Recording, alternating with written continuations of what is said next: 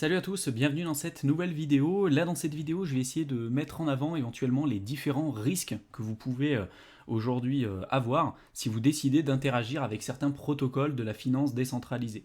On a de plus en plus de questions de personnes qui s'intéressent justement à la blockchain Ethereum, à la Binance Smart Chain, etc. Parce qu'il y a plein d'opportunités, il y a plein de très bonnes choses à faire. Par contre, il y a vraiment des risques inhérents à ce genre de stratégie-là. Et souvent, je me rends compte que les débutants en sont pas forcément conscients.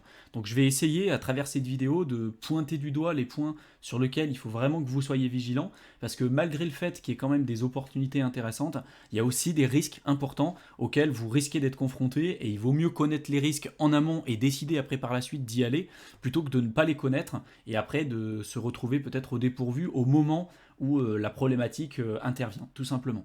Donc je vous mettrai, comme à chaque fois, dans la description de la vidéo, le lien vers les différents articles et les différents points que je vais vous évoquer dans cette vidéo. Donc là, il y a un premier article qui va vous présenter les différents, j'ai envie de dire, les principaux risques auxquels vous allez être confrontés si vous allez interagir avec les différents protocoles de la DeFi, donc de la finance décentralisée. Et il y a plusieurs risques pour l'utilisateur.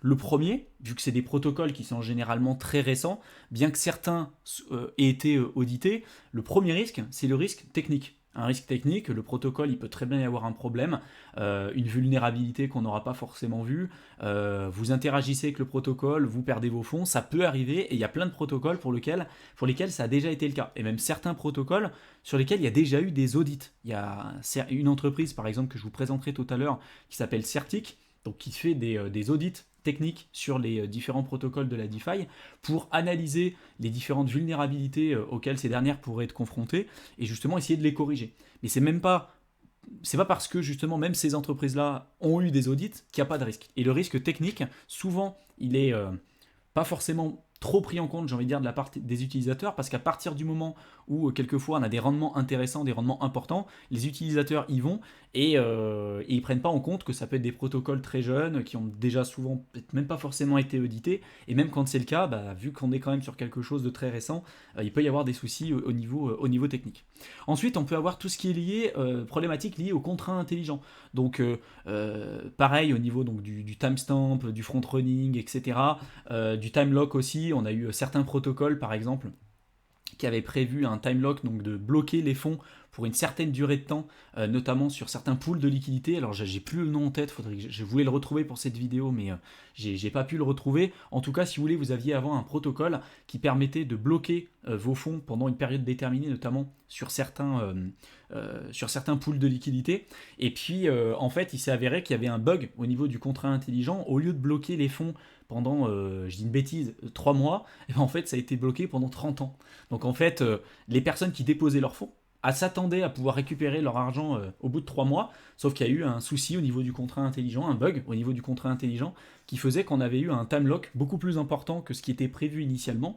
Et donc, bah, en l'occurrence, je vous explique même pas, hein, quand c'est un protocole qui est extrêmement récent, très spéculatif, et que vous avez vos fonds bloqués sur la plateforme pendant plus de 30 ans, et que vous n'avez aucun moyen de pouvoir les retirer, je pense que ça fait quand même très peur. Donc il faut vraiment être aussi très vigilant par rapport à ça. C'est un des risques hein, liés au contrat intelligent, il y en a plein d'autres.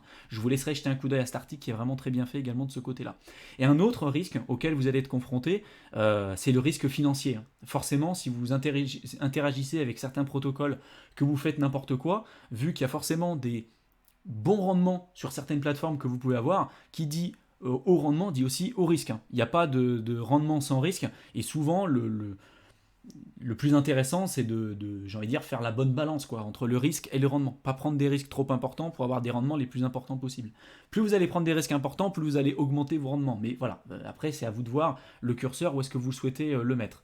Forcément, si vous utilisez 2, 3, 4, 8 protocoles différents, que vous faites des stratégies un peu plus complexes, il y a plutôt intérêt que vous sachiez ce que vous faites parce que là, les risques financiers peuvent être importants. Vous pouvez, même s'il y a des opportunités intéressantes, il y a beaucoup de personnes aujourd'hui qui ont perdu de l'argent parce qu'ils ont placé leur argent sur une plateforme qui s'est fait hacker, qui ont fait n'importe quoi, par exemple, avec les gaz Ethereum, parce que les gaz aujourd'hui, les frais Ethereum sont quand même extrêmement importants. Donc si vous commencez avec un capital, je dis des bêtises, mais de 1000 euros, et que vous interagissez avec 4, 5, 6 protocoles, vous pouvez vous retrouver à la fin avec 400 euros en poche, avec avoir payé 600 € de frais. Donc forcément que vous allez perdre de l'argent et que même en ayant des protocoles qui peuvent vous permettre d'avoir quelquefois des gains importants, ça va être très compliqué pour vous pour récupérer votre somme initiale.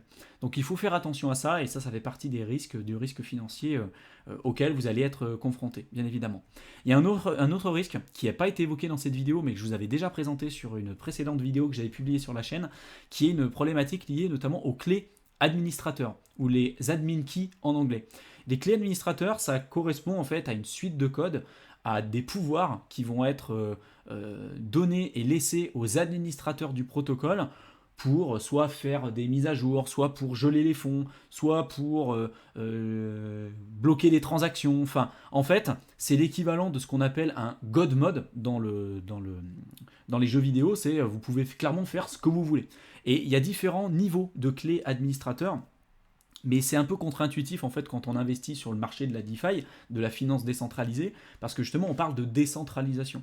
Et quand on parle de décentralisation, on dit, on pense tout de suite à enlever le tiers de confiance, on enlève les problématiques liées à la centralisation, donc on ne pense pas du tout en fait à ces problématiques liées à la clé administrateur. Sauf qu'il y a différents degrés de décentralisation, et un protocole qui est dit décentralisé, comme par exemple Synthetix, je vous présenterai certains protocoles tout à l'heure, il y a certains projets comme Synthetix par exemple, qui ont une clé administrateur qui peuvent leur clairement permettre de faire ce qu'ils veulent. Ils peuvent geler les fonds, ils peuvent enlever l'ensemble de l'argent qui est aujourd'hui déposé sur Synthetix pour partir tout simplement avec la caisse. Ils ont aujourd'hui cette possibilité. Ça ne veut pas dire qu'ils vont le faire, mais ça veut dire que ça nous implique, ça nous oblige, nous, en tant qu'utilisateurs, de leur faire confiance sur deux aspects. Déjà que eux soient des personnes de confiance et qu'ils ne fassent pas n'importe quoi avec cette clé administrateur, qu'ils ne partent pas avec la caisse, mais qu'en plus de ça, ils sécurisent correctement cette clé administrateur.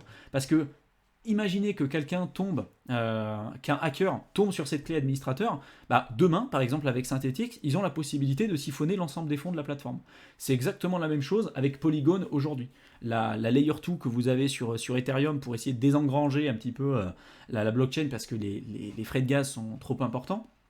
Aujourd'hui, sur Polygon, les administrateurs, la clé admin sur ce protocole, a la possibilité, peuvent clairement faire tout ce qu'ils veulent. Ils ont la possibilité donc de mettre complètement le système en pause, ils peuvent modifier les soldes sur le protocole, ils peuvent mettre des personnes sur la liste blanche ou la liste noire, donc bloquer des fonds sur les personnes qui interagissent avec le protocole, ils peuvent mettre à jour le système, ils peuvent retirer les fonds comme ça comme ils veulent, ils peuvent clairement faire ce qu'ils veulent. Pour autant, si vous posez la question à beaucoup de personnes, beaucoup vont vous dire que pour que Polygon en fait c'est une plateforme qui est décentralisée et que ça fait partie en fait intégralement du paysage de la finance décentralisée. Pour autant, en fait, quand on analyse ce risque-là, qui est pour moi trop peu souvent mis en avant, justement, ça peut poser souci et souvent, ça vous invite à prendre peut-être du recul et de mesurer un peu plus le risque que vous prenez en interagissant avec ces différentes alternatives.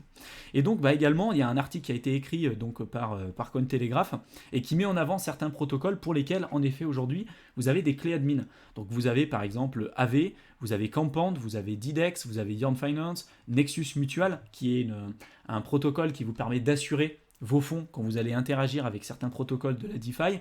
Vous avez également aussi Synthetix, et ils ont tous des clés administratives qui leur permet d'avoir différents degrés de contrôle. Dans le cas de AV, par exemple, il y a 5 membres qui ont accès à cette clé administrateur.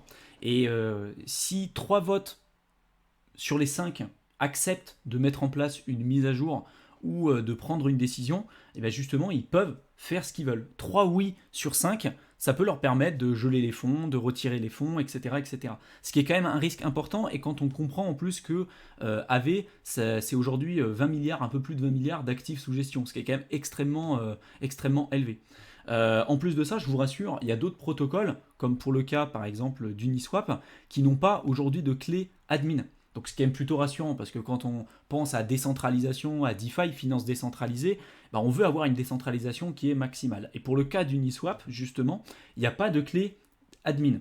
Par contre, là où il y a un risque important, et ce risque, il est intervenu avec la mise en place justement de leur token de gouvernance uni, que vous pouvez retrouver tout simplement sur CoinMarketCap, ils ont aujourd'hui la possibilité, parce que les administrateurs aujourd'hui ont des parts importantes sur Uniswap. Alors quand je dis des parts, c'est pas une entreprise, mais ils ont aujourd'hui une partie importante du nombre de tokens de gouvernance, donc du nombre de tokens unis. Et donc vous savez que les tokens de gouvernance, alors que ça peut être le cas de Comp pour le projet Campand, ou Uni pour Uniswap, ou AV pour le protocole justement de AV, ça peut vous permettre de voter aux prises de décision et de prendre des décisions spécifiques concernant l'avancement du protocole.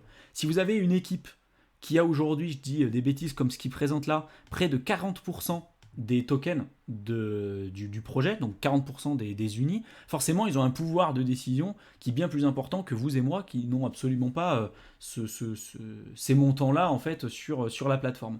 Donc il faut faire vraiment très attention à ça, et même aujourd'hui les plateformes qui en effet n'ont pas de clé admin, avec les tokens de gouvernance, si vous avez une centralisation des tokens de gouvernance auprès d'une seule et même entité, là par exemple pour le cas d'Uniswap, 40% des tokens de gouvernance appartiennent aujourd'hui aux admins, ça pose des soucis parce que du coup ça veut dire qu'ils peuvent prendre 40% des décisions.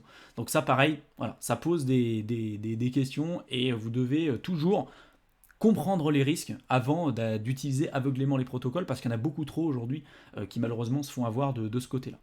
Le dernier point que je voulais voir avec vous, c'est notamment tout ce qui est lié aux audits, parce qu'il y a des audits aujourd'hui qui sont faits sur les plateformes décentralisées, puis même de manière générale sur les protocoles de la DeFi. Et donc c'est une de ces entreprises, c'est notamment Certic. Et donc ils ont noté les différents protocoles qu'ils ont analysés. Alors il y en a certains qu'ils ont analysés, d'autres pas du tout. Par exemple, si je prends le cas de PancakeSwap, qui est aujourd'hui, on va dire, l'équivalent d'Uniswap, mais sur la Binance Smart Chain, ils ont analysé le protocole, ils ont audité en fait complètement PancakeSwap et ils leur ont donné un score de sécurité de 92 sur 100. Derrière, vous pouvez regarder tout simplement, vous pouvez télécharger et regarder sur GitHub leurs analyses. Donc, par exemple, si je clique sur View PDF, là, je peux regarder en fait leur analyse et ce qu'ils ont pu trouver peut-être comme problématique.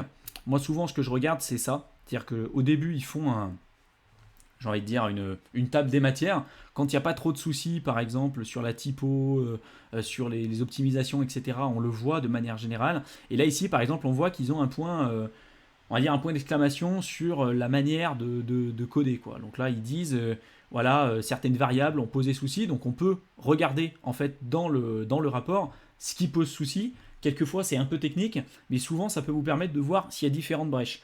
Ce qui est pas mal avec Certic, c'est que souvent, par exemple, quand il y a des clés admin, ils vont vous le dire, quand il va y avoir des brèches, notamment sur des problématiques liées au hack, par exemple, si demain un hacker arrive à utiliser certaines brèches et qu'il peut avoir la possibilité de siphonner l'intégralité des fonds, souvent ils arrivent à le mettre en avant et vous donner ici les différents risques auxquels vous êtes confrontés si vous interagissez avec un ou plusieurs protocoles. Donc n'hésitez pas à jeter un coup d'œil, franchement ça se lit quand même assez rapidement et c'est quand même plutôt bien fait. Vous verrez qu'il y a certains protocoles pour lesquels il n'y a pas encore eu d'analyse et c'est ok. C'est normal, ils n'ont pas encore eu le temps de tout analyser. Et encore une fois, il faut faire vraiment attention aussi à un autre point, c'est pas parce que, par exemple, pour le cas de Binance, vous êtes à 94 sur 100 qu'il n'y a aucun risque. Forcément qu'il y a des risques. Aujourd'hui, on est sur le marché des crypto-monnaies, et donc on est aujourd'hui sur un marché qui, en plus d'être récent, avec plein d'innovations, on est un petit peu, j'ai envie de dire, les crash tests. Il y a plein d'opportunités, mais il y a également des risques importants à prendre en compte. Et c'est pas parce que là, vous êtes à 94 sur 100 que il va rien se passer, etc. Vous diminuez les risques.